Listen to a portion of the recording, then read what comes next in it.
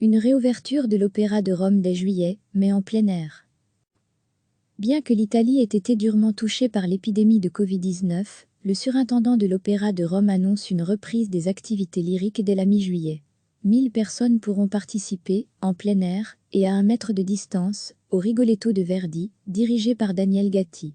L'opéra se veut un modèle pour les autres villes. Dans un article récemment paru dans le quotidien italien Corriere della Sera, l'Opéra de Rome a officiellement annoncé son intention de rouvrir au public dès la mi-juillet, par la voix de son surintendant Carlo Fiorte. Il n'est bien sûr pas encore envisageable d'accueillir le public dans les salles, puisque les rassemblements de plus de 200 personnes en intérieur sont interdits en Italie, potentiellement jusqu'à l'automne. Mais avec l'accord du conseil scientifique local et des autorités romaines, l'Opéra de Rome a trouvé la parade et pourrait devenir le premier établissement lyrique à reprendre ses activités. L'idée est simple, dans les mots de Carlo Fiorte, organiser une saison estivale en extérieur, en juillet. Au lieu des thermes de Caracalla, où l'Opéra de Rome a l'habitude de se produire l'été, il investira la vaste pelouse de la Piazza di Sina, dans l'enceinte de la Villa Borghese.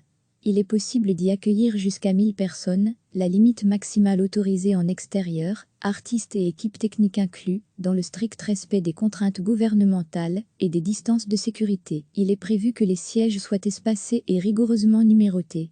Au programme des premières représentations, le célèbre opéra Rigoletto de Verdi. C'est Damiano Micheletto qui se chargera de la production et de l'épineux problème de la mise en scène. Elle devra elle aussi respecter les contraintes sanitaires, ce qui représente une gageure, notamment pour respecter l'action dramatique. On pense notamment au fait que Madeleine sera contrainte de se tenir à bonne distance du duc.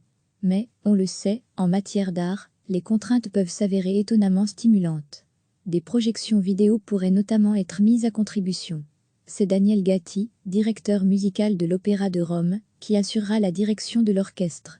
Certains musiciens italiens ont déjà fait connaître leur participation au projet, Vittorio Grigolo, Rosa Feola et Luca Salsi. Au-delà de cet opéra, c'est tout un festival qui est d'ores et déjà envisagé par Carlo Fiorte. Après Rigoletto, le Barbier de Séville de Rossini devrait suivre. À plus long terme, on sait déjà que Mario Martone adaptera aux consignes de sécurité sa mise en scène de la Clémence de Titus de Mozart, qui doit ouvrir la nouvelle saison de l'Opéra de Rome en novembre prochain.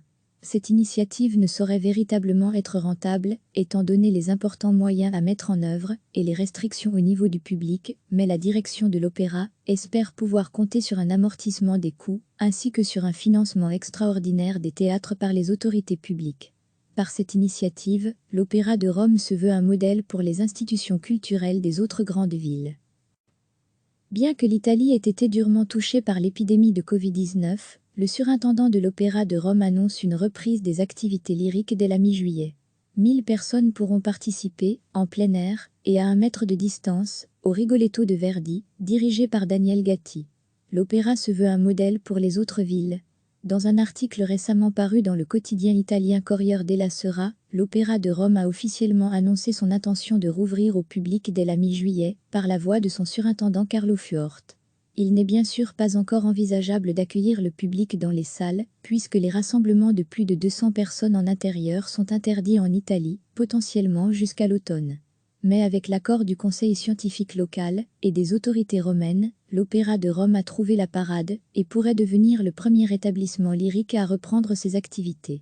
L'idée est simple, dans les mots de Carlo Fiorte, organiser une saison estivale en extérieur, en juillet.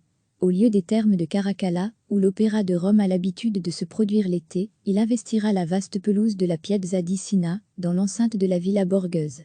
Il est possible d'y accueillir jusqu'à 1000 personnes, la limite maximale autorisée en extérieur, artistes et équipes techniques inclus, dans le strict respect des contraintes gouvernementales et des distances de sécurité. Il est prévu que les sièges soient espacés et rigoureusement numérotés.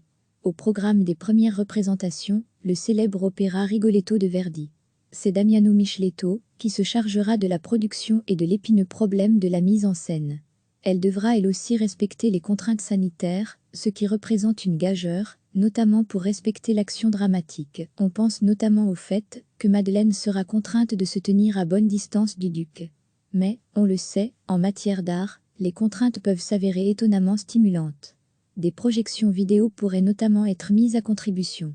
C'est Daniel Gatti, directeur musical de l'Opéra de Rome, qui assurera la direction de l'orchestre. certains musiciens italiens ont déjà fait connaître leur participation au projet, Vittorio Grigolo, Rosa Fiola et Luca Salsi. Au-delà de cet opéra, c'est tout un festival qui est d'ores et déjà envisagé par Carlo Fuort. Après Rigoletto, le Barbier de Séville de Rossini devrait suivre. À plus long terme, on sait déjà que Mario Martone adaptera aux consignes de sécurité sa mise en scène de la Clémence de Titus de Mozart, qui doit ouvrir la nouvelle saison de l'Opéra de Rome en novembre prochain. Cette initiative ne saurait véritablement être rentable, étant donné les importants moyens à mettre en œuvre et les restrictions au niveau du public, mais la direction de l'opéra espère pouvoir compter sur un amortissement des coûts, ainsi que sur un financement extraordinaire des théâtres par les autorités publiques. Par cette initiative, l'Opéra de Rome se veut un modèle pour les institutions culturelles des autres grandes villes. Cliquez sur s'abonner pour recevoir les dernières nouvelles.